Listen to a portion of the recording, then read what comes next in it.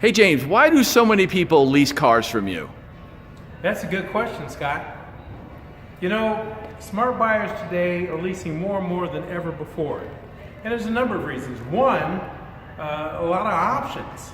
Two, people pay for less car but get to drive more car, if that makes sense. What happens is, when people buy a car, and they put all their money into this car, whether it's write a check, cash, finance it, day one, driving off the lot, taxes come due. A $40,000 car at 8%, what's that, $3,200 that comes due on day one? If you don't write the check, it's included in your financing. So we're going to be financing the taxes. I call that adding insult to injury. Why would we pay the interest on financing money we're sending to the state just to drive it off the lot? So when we lease, we don't collect all the taxes up front. That keeps the payments down. Second, we're not paying for the entire car. Some people don't keep a car past 2, 3, maybe 4 years. So why pay for a whole car if we're not going to drive a whole car? That makes sense, right? Yep. What we do is we make an agreement with the bank.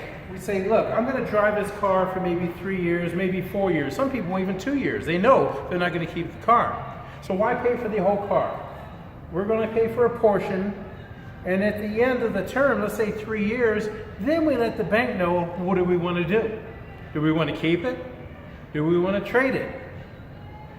We can even drop it off and let the bank deal with it. Or we can make it available and sell it to somebody else. But the thing is, we probably won't be buried in that car, because what the bank does is, on day one, they give us what's called a future guaranteed value. It's the value of the vehicle projected in the future, what we could buy that car for, and it's based on wholesale. Because remember, you have the option to drop the car off. And if you drop this car off, it's going to go to the auction.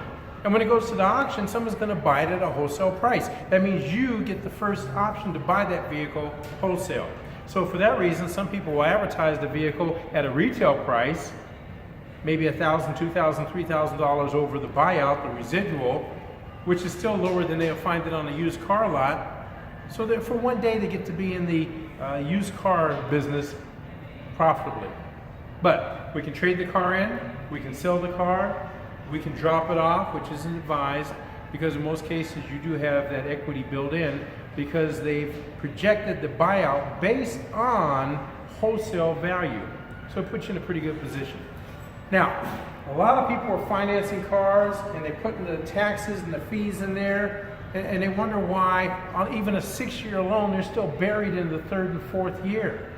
It's because they financed the entire car, they financed all the fees and taxes, even though they never had the intention of keeping the car beyond the warranty, maybe 3, 4 years. So, drive more car for less money. Have options at the end of the term. Have a guaranteed buyout at the end. Future guaranteed value. They call it a residual.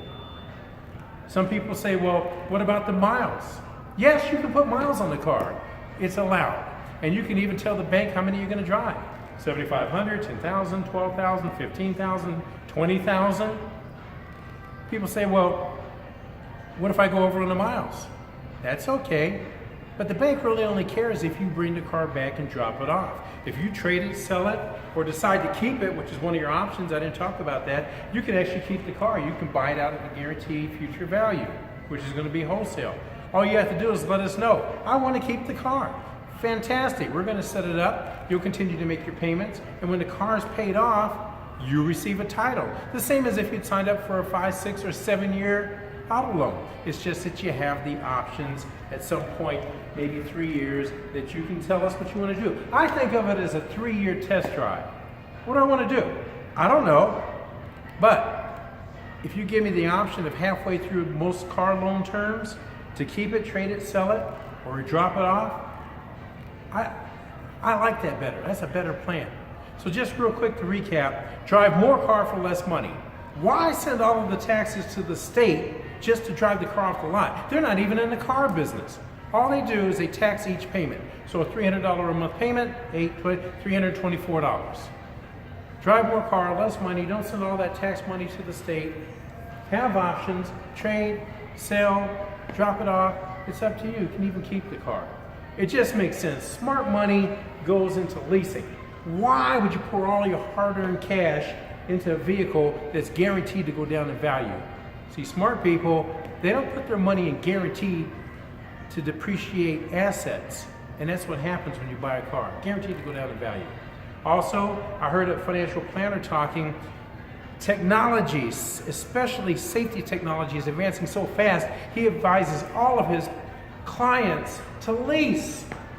Today's technology will be obsolete 3, 4, 5 years. The things that are happening today were unheard of 3, 4, 5 years ago. So go ahead and drive the car, more car for less money, have the most advanced safety features, stay in warranty. It just makes good sense. But thanks for asking. I'm James Johnson at Lexus of Las Vegas, the home of JamesJohnsonSalesCars.com.